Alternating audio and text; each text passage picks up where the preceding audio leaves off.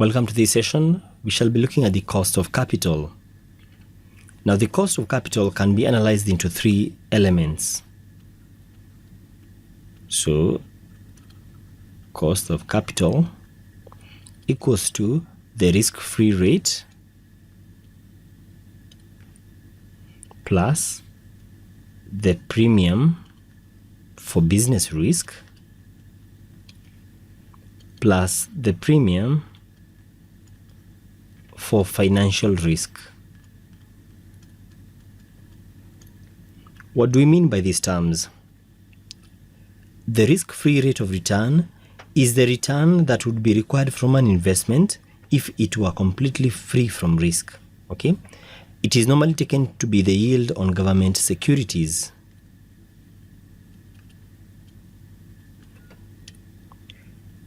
The premium for business risks is due to the uncertainty about the future and about the firm's business prospects. Okay? While the premium for financial risk is relating to the debts levels. Yeah? So high debt levels. So the more the debt that an entity has, the higher the financial risk, the risk of being put under receivership and the like. Okay? So that's the basic formula that we should learn first. The next aspect that I want us to also discuss is about the payables hierarchy. So supposing various individuals want to make their claims on the company's assets, what is the hierarchy? The first group that gets paid is creditors with a fixed charge. So things like mortgages and the like. So the bank will get prior charge on the property where it has a mortgage. Then we have creditors on a floating charge.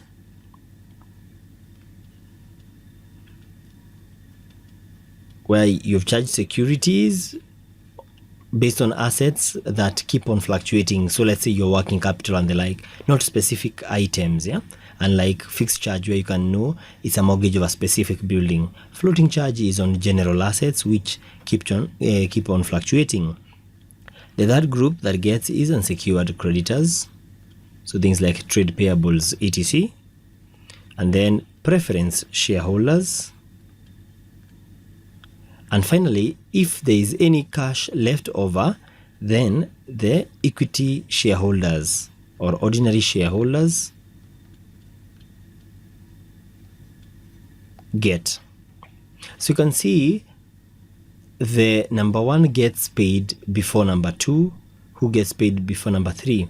Now, due to this, we say that this last group is the one that has highest risk. And since it has the highest risk, it will demand the highest returns.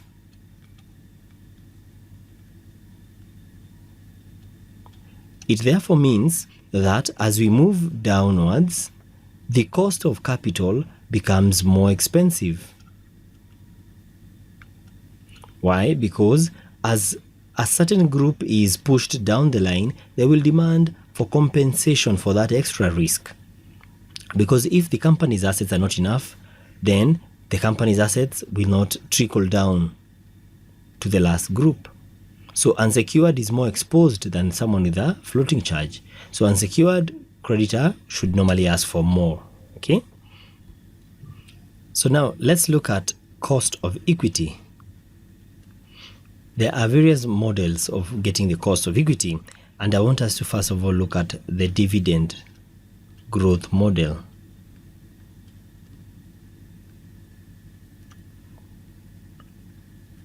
Before we look at the dividend growth model, let's first look at the dividend valuation model.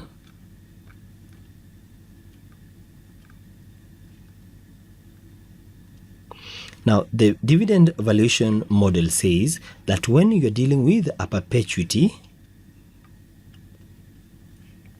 the present value is given by C over R, where C is the cash flow and R is the cost of capital. It therefore means that you can rearrange the formula so that you get R is equals to C over PV. Okay, this is derived from the formulas. You know that the price, when you say that the value of an asset equals to the sum of its discounted cash flows, therefore it means that the price equals to the dividend over 1 plus KE, where KE is the cost of equity and D is the dividend.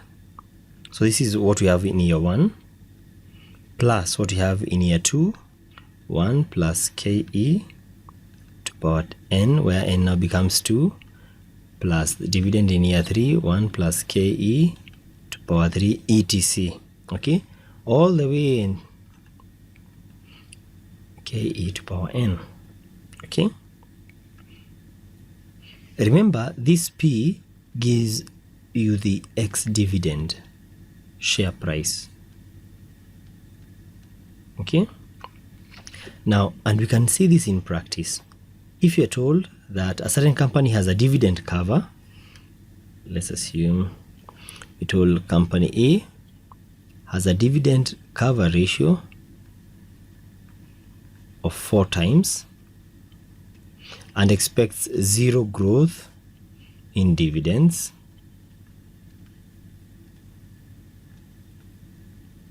and then you're told it has 1 million shares, each at 1 shilling, and you're told that the capitalization is 50 million. In other words, you're being told that the market price of each share is 5 shillings, okay, because you have 1 million shares, yeah, 1 million shares, so it's actually 50 shillings, yeah. And then supposing you're told that the after-tax profits for next year are expected to be 20 million.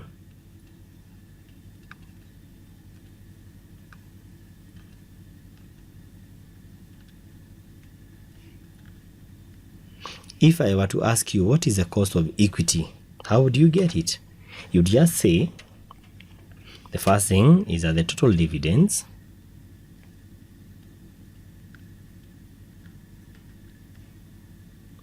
is given by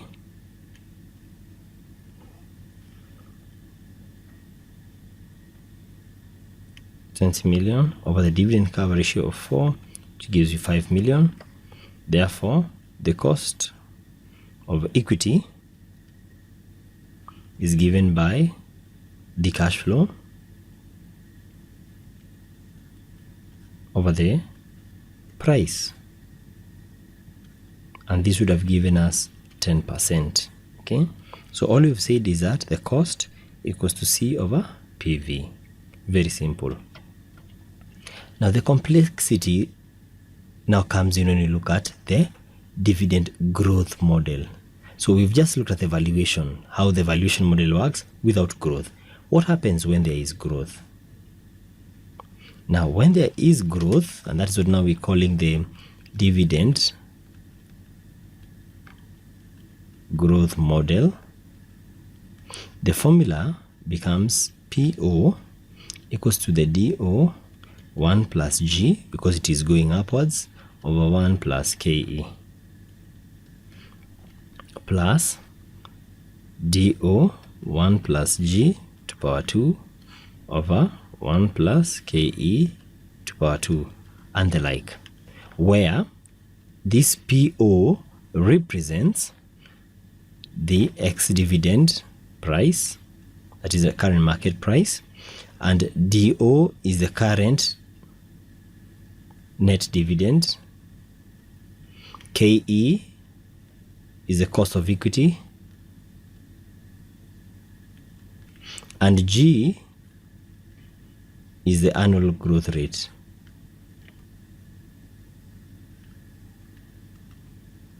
Okay, now this formula can be rearranged so that we just say that PO equals to DO 1 plus G over K minus G, which in other words can be D1 over KE minus G. Now rearranging this formula, we can now get what KE is, because you're looking for the cost of capital. So it means that the cost of capital, KE, KE is equals to DO 1 plus G over PO, or it can be given by D1 over PO plus G. Okay, so whichever formula that makes you happy, just master that one. It may be given to you in the exam, but you never know. Okay, so just have it handy. So how do we estimate the growth rate in dividends? Supposing you're given the data that is there, so you can see the years 1, 2, 3, 4, 5 with the dividends and the earnings as shown, and you're asked, what is the growth rate?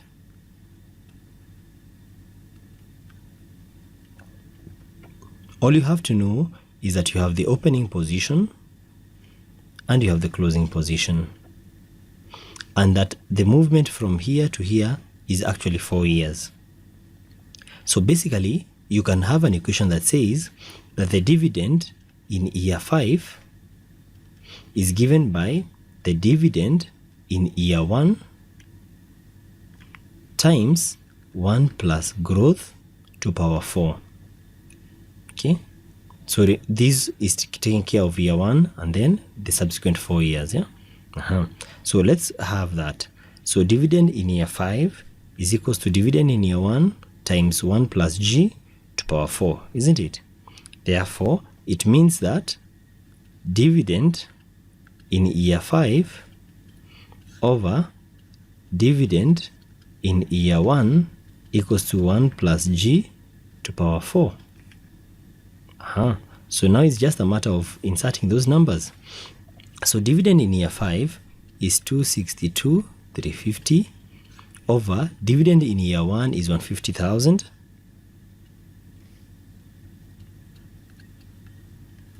should give you 1 plus G to power 4. So basically what we are saying is that 1 plus G to power 4 is equals to 1.749. So just get the fourth root on both sides, and it therefore means that the fourth root of 1.749 equals to 1 plus G. Okay, therefore it means that this fourth root is giving us basically 1.15 equals to 1 plus G. Therefore G can only be 0.15, or if you may, 15%. So with that we have the growth rate, and now if we wanted to find out the cost of equity, it becomes much easier, isn't it? Because we can use the formula that we had set out earlier with regards to when we have the growth rates, isn't it? So we can use that one because we now know what G is, and we also know what PO is. Yeah, so if we are given PO and DO, we can work out this. Okay, so what I wanted you to master is that we can get the growth rate in dividend by just looking at the two endpoints, the start and as at the end, and that will help us in getting our growth rate. Of course, there are weaknesses to this model. Things like we do not incorporate risk. It is assuming that the dividends grow smoothly, and we have seen that they are not growing smoothly, isn't it? And then they also don't take into account the capital gains. So you just look at the dividends only, but capital gains should also be considered. And we have also not considered taxation. Okay. Now, an alternative way of getting the growth rate is through a formula that is known as the Gordon's growth approximation.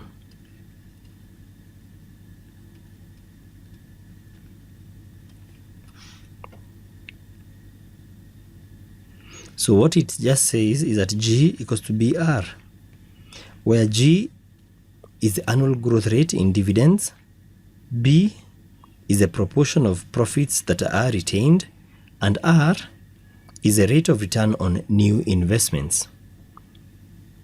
Okay. So if, for example, we are told that a company retains 65% of its earnings, and you are saying that each of these projects is expected to have an expected return of, let's say, 8%, then we'll say that G equals to BR. So the growth rate will be B, where B is the proportion of the profits, so 65% of the profits, times R, which is the rate of return. So assuming each of these returns is giving us 8%, so it means that our growth will be 5.2%. Okay, so that's another alternative. Next, I want us to have a look at capital asset pricing model.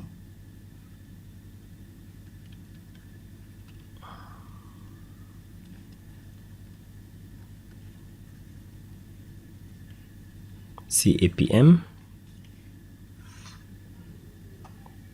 So this is used to calculate the cost of equity, and it incorporates risk. So it's a superior model. Okay.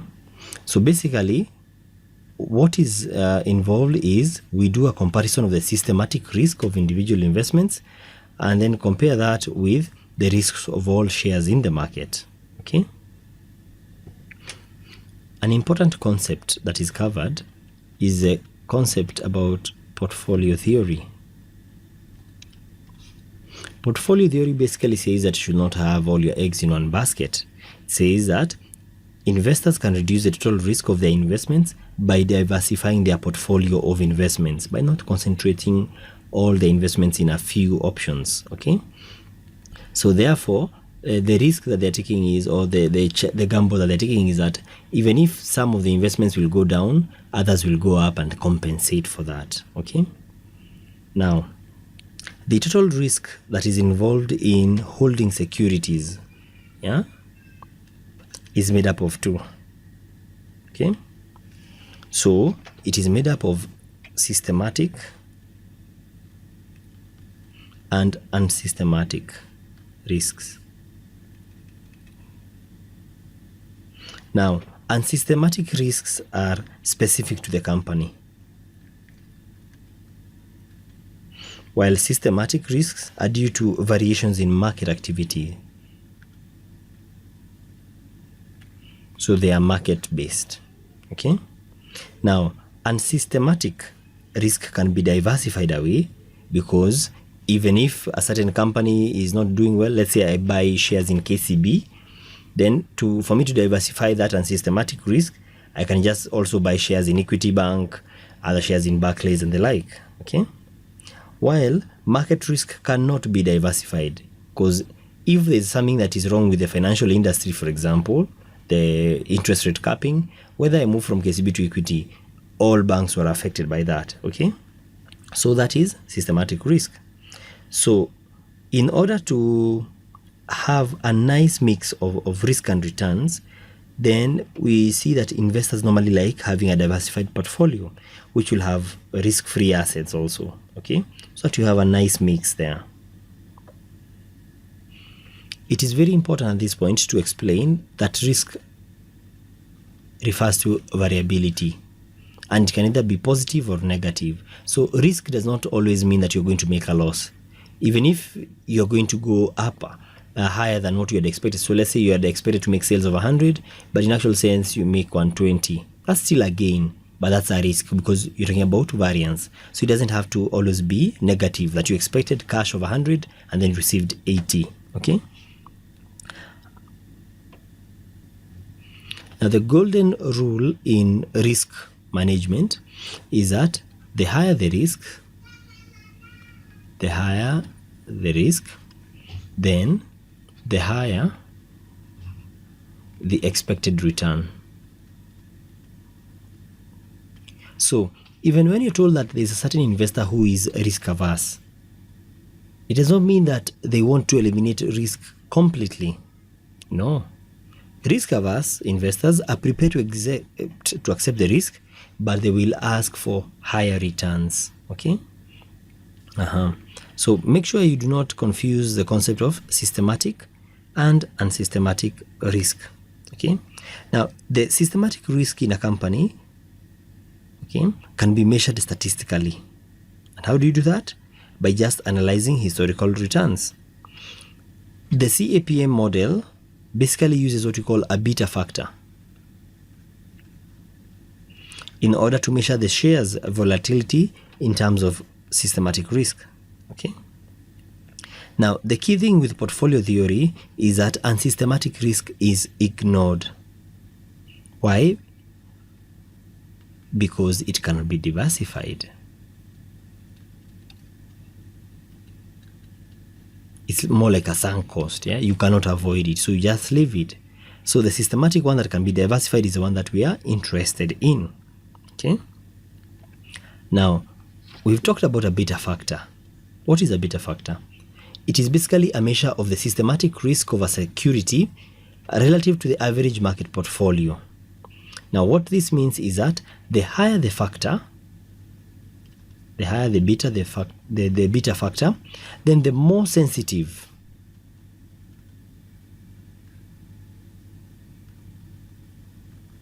to systematic risk. Okay, that means the more volatile its returns in response to factors that may affect market returns. So if you see a high beta factor, know it has higher returns. Okay. Now, when you're talking about beta factors, what are we saying? What range of values do we deal with? Now, a beta factor of 1 is for the entire market. A beta factor of 0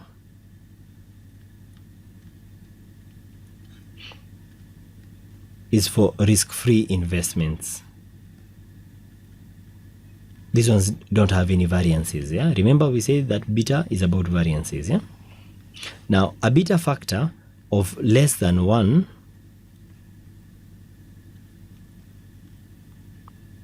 means that the systematic risk is lower than market,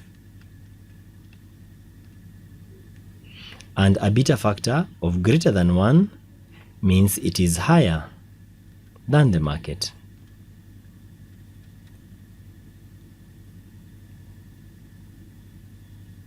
Now, the key thing about the CAPM theory or CAPM model is that the investors in shares require a return in excess of the risk-free rate to compensate them for the systematic risk.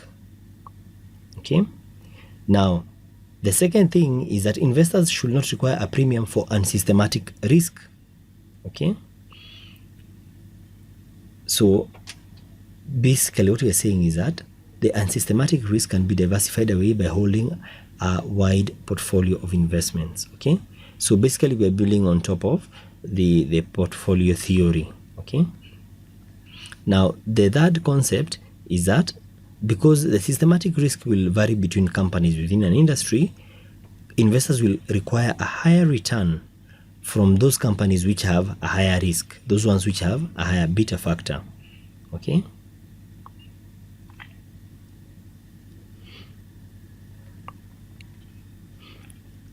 The next concept that I want us to look at is the equity risk premium. What do you mean by the equity risk premium? Now, the equity risk premium or the market risk premium is the difference between the expected rate of return on a market portfolio and the risk-free rate of return over the same period.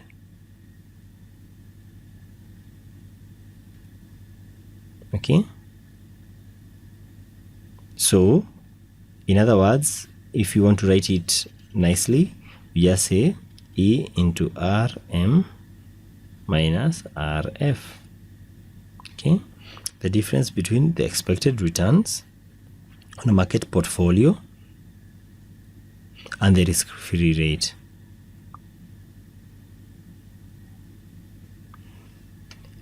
The overall concept that we make in CAPM is that the returns on shares in a market as a whole are expected to be higher than the returns on risk-free investments. The stock market normally outperforms the bond market. Okay.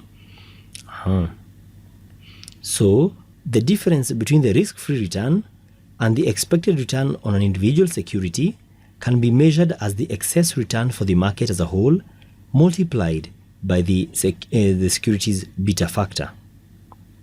Now, this leads us to the CAPM model or formula. And the formula states that ER1 equals to risk-free plus beta expected RM minus RF. Now basically, what are we saying? We are saying that this ERM is a cost. This ER is a cost of equity capital, while this is the return of the market as a whole.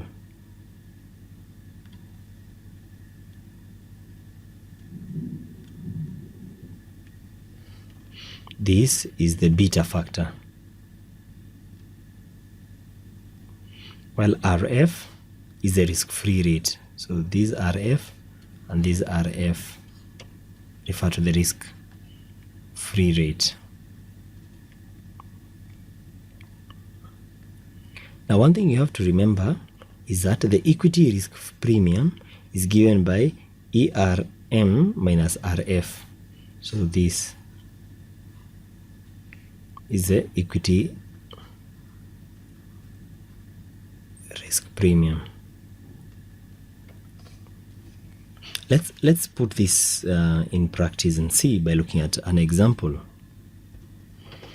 So we're told in this scenario that shares in Barclays have a beta of 0.9. The expected returns to the market are 10%, and the risk-free rate of return is 4%. And the question is, what is the cost of equity?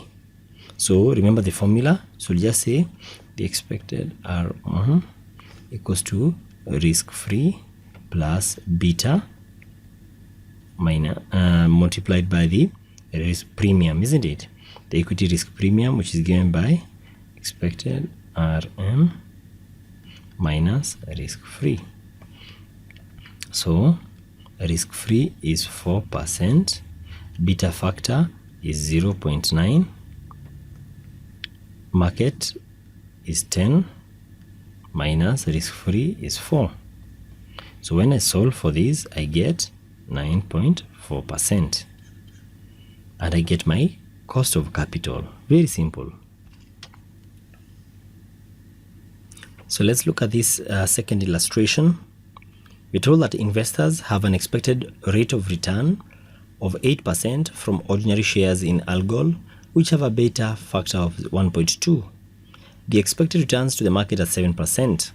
What will be the expected rate of return from the ordinary shares in another company, which you're calling Regal, which have a beta of 1.8? So the first thing to realize is that there is a missing figure, and that missing figure is the risk-free rate. We have to first get the risk-free rate. So let's put in the formula for the first company, which is Algol. Yeah? So Algol ER1 equals to risk-free plus beta ERM minus risk-free. Okay, so remember we're looking for ER. Yeah? So ER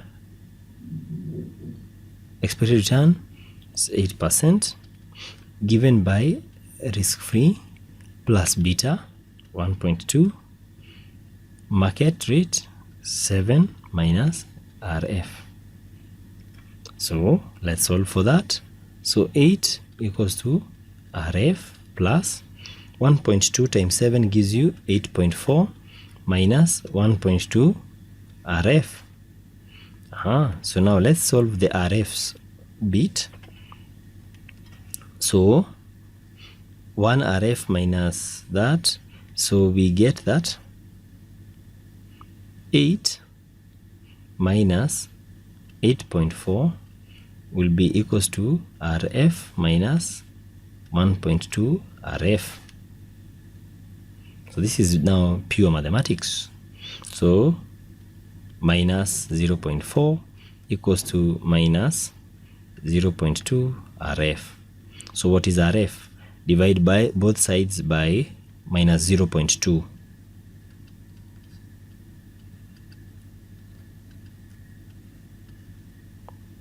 And that will give you 2%. And now that we know RF, we can now compute for the second company, which is Regal. So for Regal, all we'll say is that ARI equals to the risk-free rate, which we now have is 2%, plus the beta factor, which we know is 1.8, and then the market risk minus the risk-free rate. The market we already knew was 7%,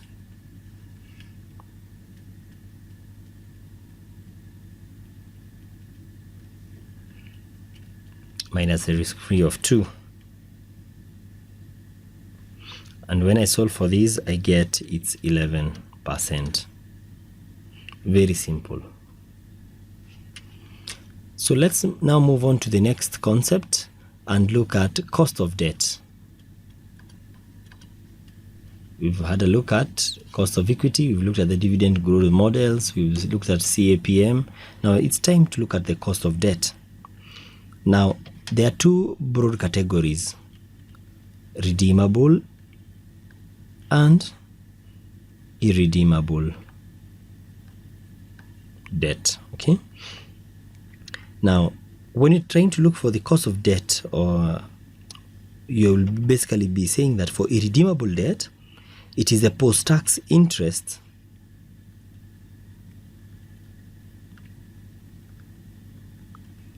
as a percentage of X interest market value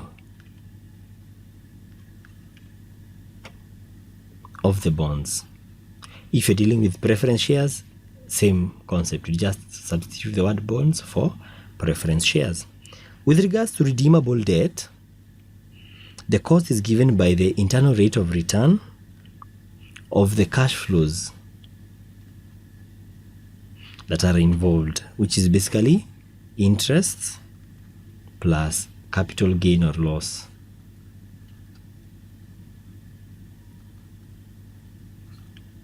Okay. Now the key thing that you always must remember with regards to debts is the impact of tax. And we know that interest is tax allowable or tax deductible, for that matter. And this should be factored in the computations. Now, when you're dealing with perpetuities, remember the formula, the present value equals to cash flows over R. Now we'll be saying that the price equals to I over KD. And KE or KD equals to I over PO. That's the basic formula whenever you're dealing with perpetuities. Imagine we are given a scenario that you're told that company X issued bonds for $100,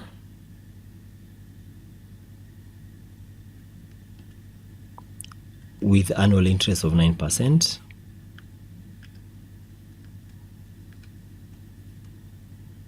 per year, okay? And then you're told that the current market price is 90. and then you are asked, what is the cost of the bond?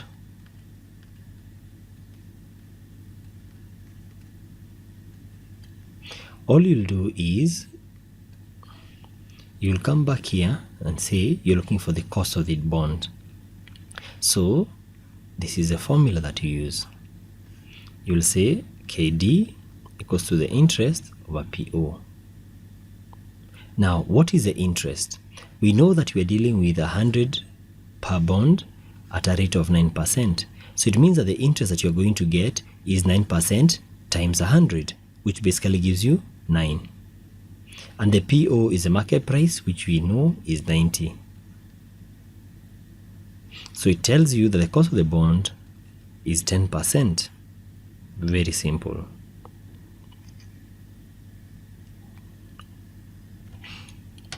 Let's now look at a more complicated scenario where interest is paid half yearly. So it's not paid once a year, but twice a year. So it means that your period N is going to be 2. So we're told that Henry has 12% irredeemable bonds in issue with a nominal value of 100. The market price is 95x interest. So the first thing is to determine the interest that is payable per installment. So the interest payable will be 12% times 100, which first gives you 12, but then you have to say times 6 over 12. So you're going to get 2 installments of 6 each. Okay, 2 installments of 6 each. So the cost of capital, the cost of the debt, will be given by 1 plus 6 over 95. And then now you say to power 2, then you say minus 1. And this will give you 13%. Okay. So watch out for scenarios where you're paying half yearly or quarterly. So if it were quarterly, this would be 4 periods, isn't it? And this would have been 3 and the like. Let's move on and look at a slightly more complex scenario. We are told that Owen Alot has 10% bonds with a nominal value of 100. Market price is 90x interest. Calculate the cost of this bond if the bond is irredeemable. And the second part, if it is redeemable at par after 10 years, you have to ignore taxation. Now, if it is irredeemable, it's very easy. If it is irredeemable, all we have to say is that the cost of debt is interest over PO. What is the interest? Interest is given by 10% times 100. And what is the market price? The market price is 90. So what is 10 over 90? The times 100, so that we get an annualized percentage, gives us 11.1%. Very easy. The challenge comes when you're now having it as a redeemable. Now when it is redeemable, we'll basically use the IRR method. So basically what we'll say is that the rate of interest or the cost of the bond is the cost that will give you an NPV of 0. Okay, so what I'll do is I'll pick a random figure, say 11%, and then I'll discount the cash flows at that 11%. So select a random 11%. So what I'll have is the cash flows. So I have the cash flows, the nominal, then I'm going to have the discount factor, then I'm going to have the PV. Okay, so basically what we are saying is that they have a value of 100, the market price is 90. So if I'm to buy today, I'll buy at 90. So at year 0, I'll buy at 90 when the factor is 1. Yeah? And then for the next how many years? We are assuming it is redeemable for 10 years. So for the next 10 years, I'm going to get an annuity, 1 to 10 years. I'm going to get a certain amount, which is 10% times 100, which gives you basically 10, an annuity of 10. And then on the 10th year, I'm going to get back my capital repayment. And the capital that I will get is 100. So it's a matter of knowing the factors. So what is the PVAF for 10 years at 11%? So 11%, 10 years. So the PVAF actually gives me 5.889, while the PVIF for 10 years, 11%, gives me 0.352. So when I solve for this, I get negative 90. This gives me 58.89, and this gives me 35.20. When I add, I get my NPV is 4.09, which is positive. Now I want to get a negative figure, so I'll pick a higher rate. So let's pick a rate, let's say like 12. So select a random higher rate, so that at least we'll be able to get a better feeling. So years 0, year 1 to 10, and year 10. The nominal cash flows don't change. So I buy at 90, I receive 10 for those 10 years, and then I get back my capital of 100.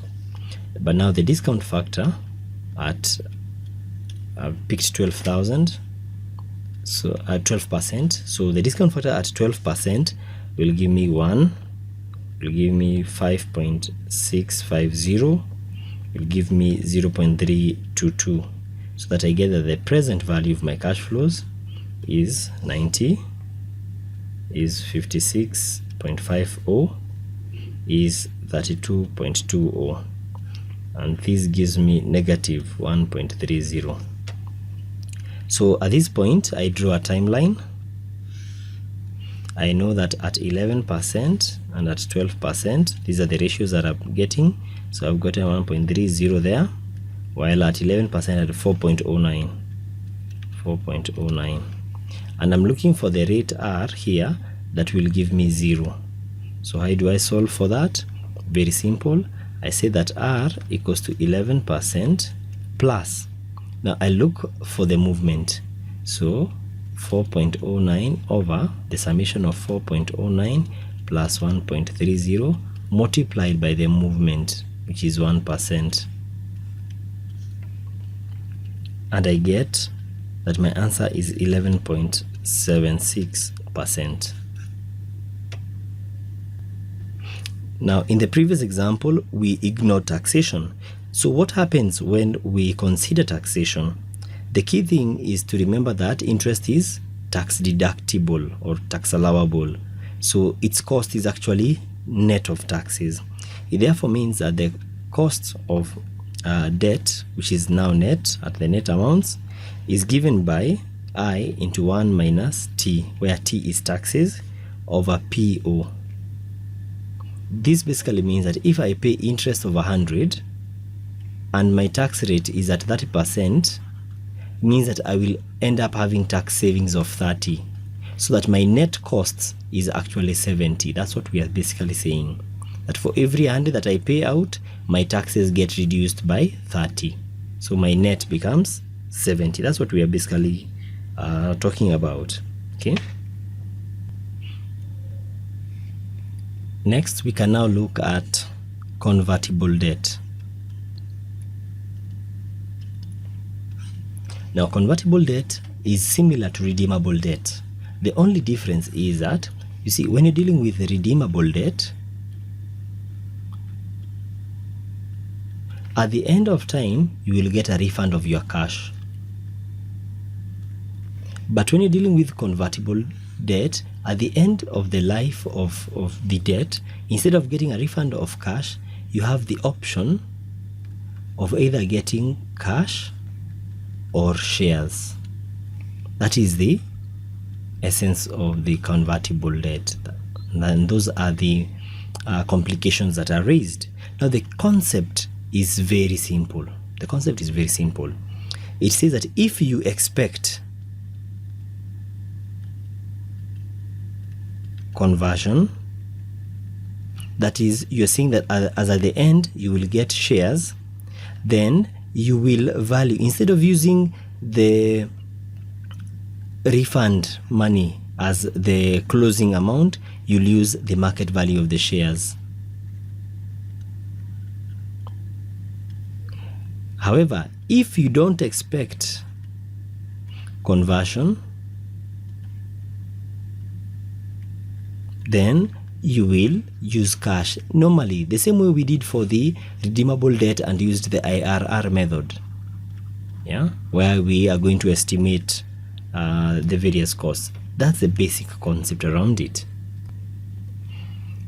Now I want us to master the formula about the conversion value. So the conversion value is given by PO 1 plus G to power N and then R, where the PO is the ex-div price of the shares, G is the annual growth rate in the share price, N, as always, is the number of years to conversion, and R is the number of shares received on conversion.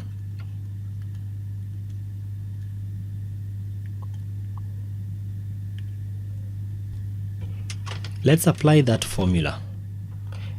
We are told that a company issued 8% convertible bonds which are due to be redeemed in 5 years' time. They are currently quoted at $82 per $100 nominal. The bonds can be converted into 25 shares in 5 years' time. The share price is currently 3.5 and is expected to grow at a rate of 3% per annum. Assume a 30% rate of tax. Calculate the cost of the convertible debt. So we said that the conversion value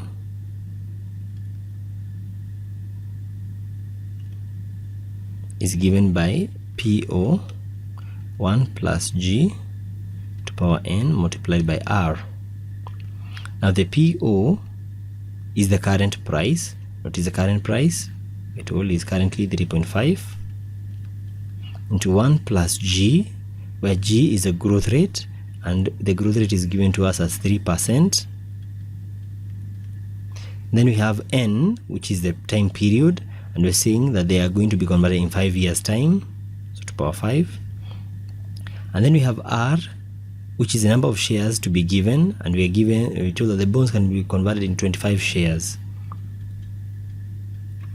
So the conversion value is 101.44. So basically now we are in a position to get the present values. So we're going to discount the same way we normally discount. So we shall say that the cash flows, we have cash flows in year 0 when we buy, then we have interest for year 1 to 5, and then we have the conversion value. So nominal cash flows. So in year 1 we are going to buy the asset, so 8% convertible bond, they are currently quoted at 82, so the current price is 82. Interest will be paid at 8% of 100, so interest is 8% times 100, which gives you 8. However, we are told assume a tax rate of 30% of tax, so our effective cost of interest is 8% times 70%, which basically gives you 5.6. So that is the cash flow, 5.6. And then at the end of year 5 you're going to get the value 101.44. So now what we do is we discount this at a random factor. So I'm going to pick a random factor of, let's say, 8% and see what it will give me. So at 8% I have 1, and this gives me 3.993, and this gives me 0.681, so that my PV becomes 82, my PV becomes 22.36, my PV becomes 69.08. So my net present value becomes positive 9.44. So now because I want a negative figure, I'll have to pick a bigger rate than 8%. So I'm going to pick a rate, let's say 12%. Yeah, this is just a random rate I'm picking. That's the essence of IRR method. So year 0, 1 to 5 and year 5. The nominal 82, 5.6, 101.44. So the discount factor at 12% becomes 3.605, becomes 0.567. So now the PV becomes negative 82, the PV becomes 20.19, the PV becomes 57.52. And when I add them up, I get negative 4.29. So what is the cost of debt? Again, I use the IRR method, drawing a timeline. I know at 8%, I know at 12%, I have negative 4.29, while at 8%, I had 9.44. So I'm looking for the rate R that will give me an NPV of 0, because 0 is somewhere in the middle there. So whatever I'm looking for R, or let me call it cost of debt, will be 8% plus 9.44 over 9.44 plus 4.29 multiplied by the movement, which is 12 minus 8. Okay. And when I do this, I get 10.75, and this is the cost of the debt. So remember, we do it in 2 steps. Step number 1 is to get the conversion value using this formula that we must master. And after we've gotten the conversion value, we are now in a position to do what? To use the IRR method and get the appropriate rate. Remember, if you are dealing with preference shares, the concept is the same. Yeah. So depending on whether they are redeemable or not, treat them the same way we treat other loans. So now instead of saying cost of debt, we'll now be saying cost of preference. That's the only difference. And then instead of interest, we shall be using the dividend that is paid. But the formulas remain as is. Okay, there is nothing that changes there. Our final concept in this session is about the weighted average cost of capital.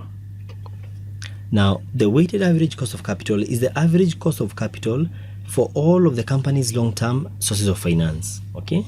Now, and we wait for the relevant proportions of each type of capital. So you have to get out, okay, what is debt, what is equity, what preference shares are there, what bank loans are there, what bonds, etc. Because each of these has their own costs, and each of them has a different proportion in the overall mix. We have to consider all that. Okay. So this is going to be a basic weighted average cost that we've done in high school math. Okay. Important to note is that when we're determining the weights,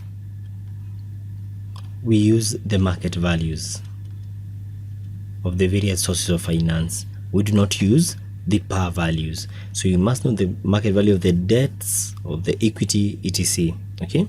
And then the formula becomes very simple, because assuming you have debt, assuming you have a loan and you have equity, and the loan has a cost of, let's say, 10%, equity has a cost of 15%, and then you're told that the loan is worth 100, that is the market value, while the equity is worth, for the sake of argument, another 100.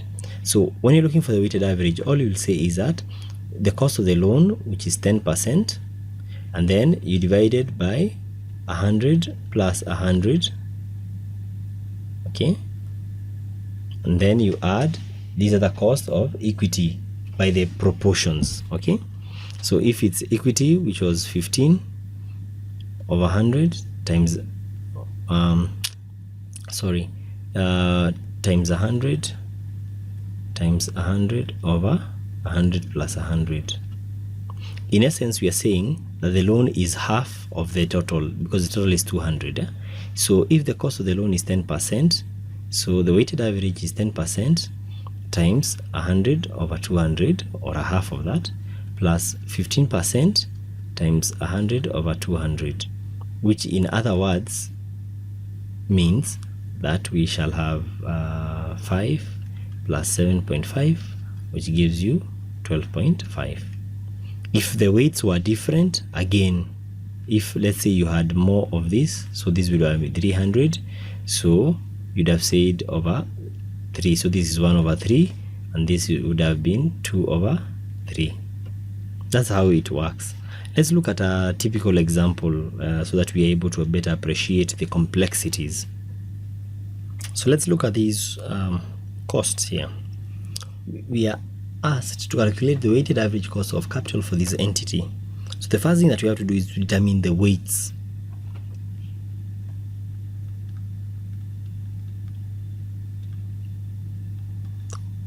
Remember, these weights are going to be based on market values. So let's determine the weights. So let's start by looking at ordinary shares. How many shares did we have? We are told that we have shares worth 2.5, but each of these shares is worth 50 cents. So the number of shares we have is 2.5 over 0.5. Each of these shares, we are told, is quoted at 130 cents. So multiply by 1.30 gives you that the valuation of the shares is 6,500. Next, we look at the bonds. Looking for the market value of the bonds. What is the market value of the bonds? We are told that the bonds are trading at 72 per 100 of the bonds. So if you are working with this per 100 of the bonds, they are trading at 72. So this gives you 720. So it means that our total weights are 7220, which is okay. So when we'll be looking at share capital, we'll use the factor 6500 over 7220. When we'll be looking at the bonds, we'll use the factor 720 over 7220. Let's now determine the cost of equity. Now, we know that the cost of equity equals to DO 1 plus G over P O plus G. So let's see. So the cost of equity equals to the dividends today. The dividends which has just been today is 15 cents. So 0.15 into 1 plus G. What is the G? 10%. 1 plus 0.1 over PO. What is PO?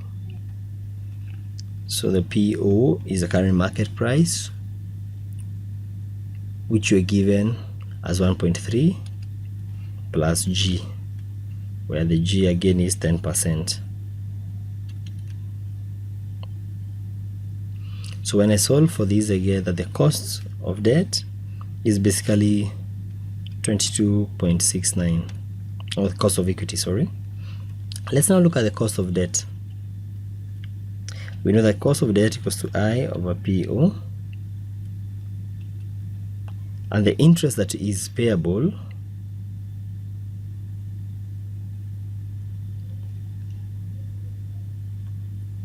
(12% unsecured bonds) times that 1,000. So the interest that is payable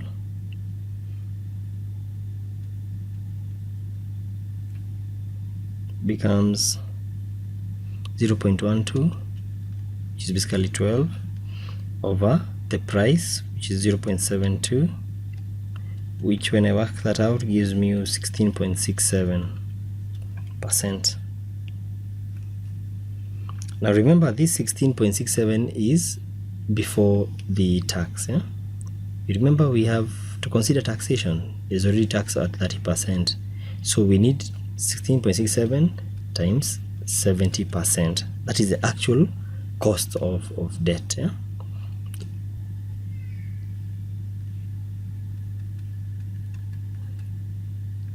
So when you're looking at the weighted average cost of capital, is the cost of equity, which we know is 22.69, multiplied by the proportion of equity in the mix, which is 65 over 7220.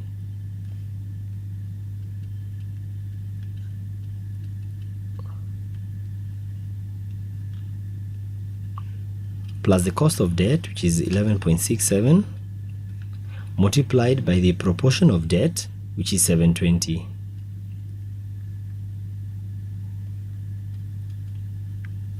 Over 7220. And when I solve for these, I get 20.43 plus 1.16, and therefore the weighted average cost of debt is 21.59%. Our final concept is the concept of marginal cost of capital.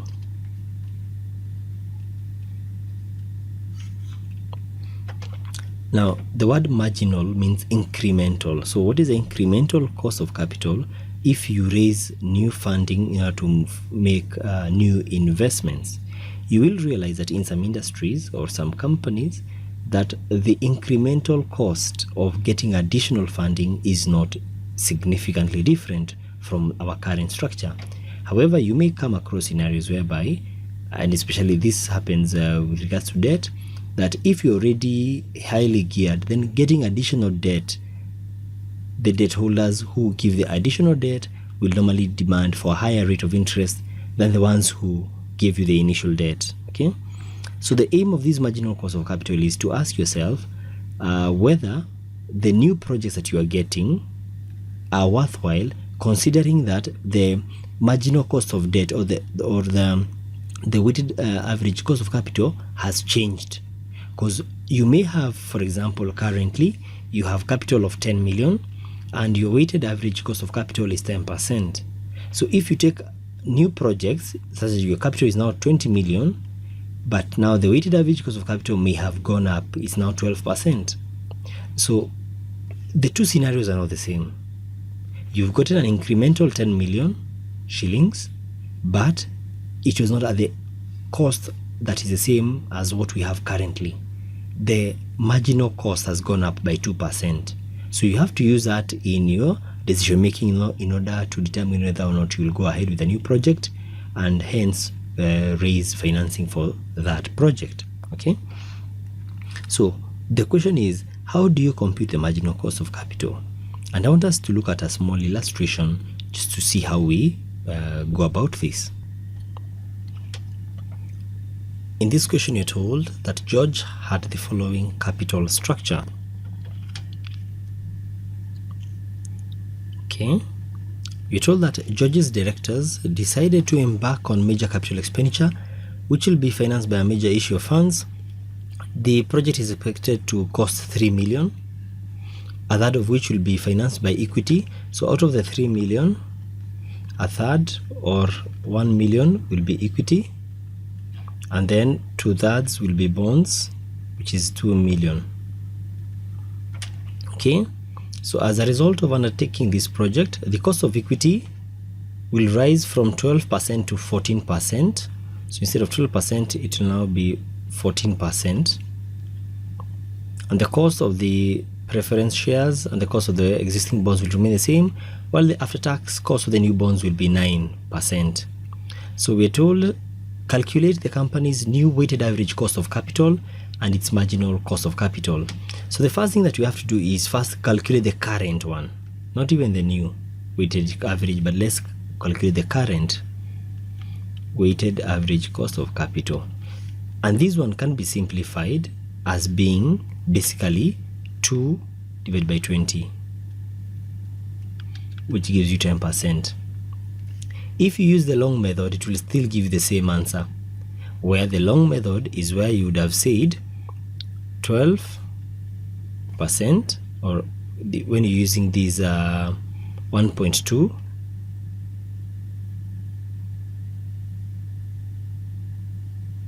because we already have the weights, so 12 times 10 over 20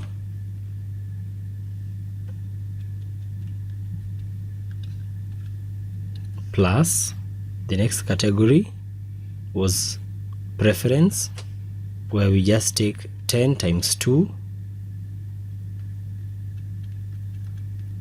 over 20, plus for the bonds 7.5 times 8 over 20.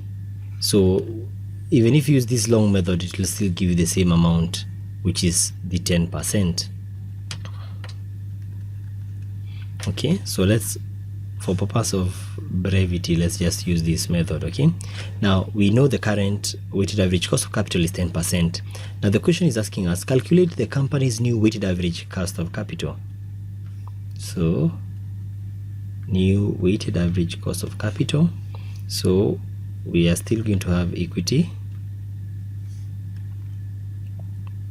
so after tax cost market value.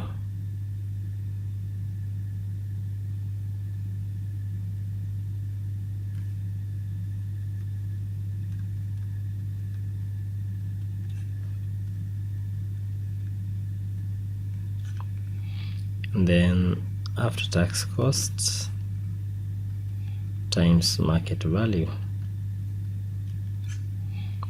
So equity, let's deal with equity. We are told that as a result of undertaking the equity, the cost of shares will raise to 14%. So equity will now be 14%.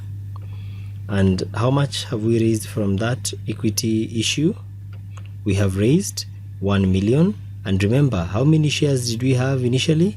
We had 10 million. So it means that now we have a total of how much? 10 plus 1, which gives you 11. Then we go to the preference. We did not touch the preference, so they remain as is. So preference was 10 and 2. 10 and 2.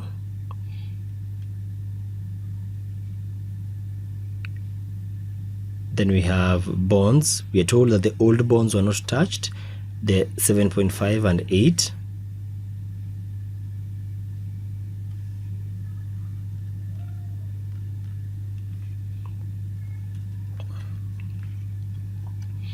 And then we have the new bonds that were issued.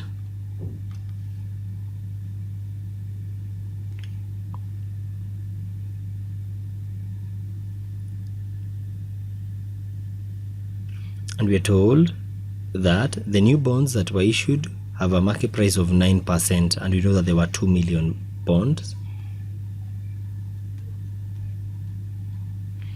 So we can now fill in the final category here. We just multiply this times this, and we get 1.54, 0.20, 0.60, 0.18. This gives you 2.52, and the market value gives you 23. So the new weighted average cost of capital is 2.52 over 23 multiplied by 100, which gives you basically 11%.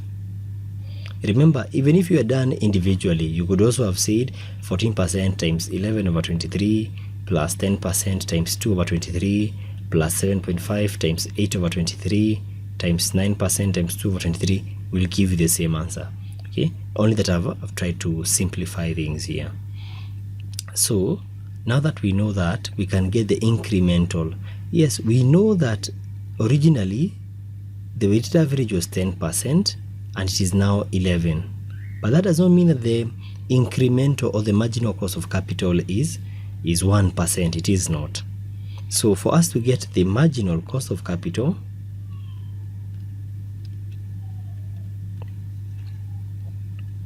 we must compare these nets here.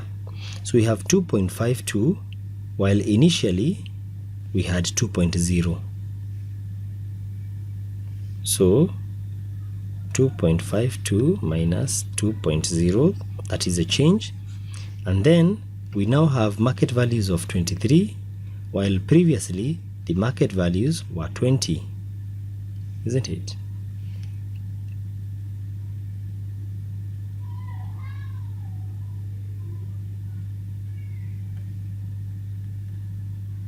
Okay, so to this we just multiply by 100% and we get that our answer is 17.3%.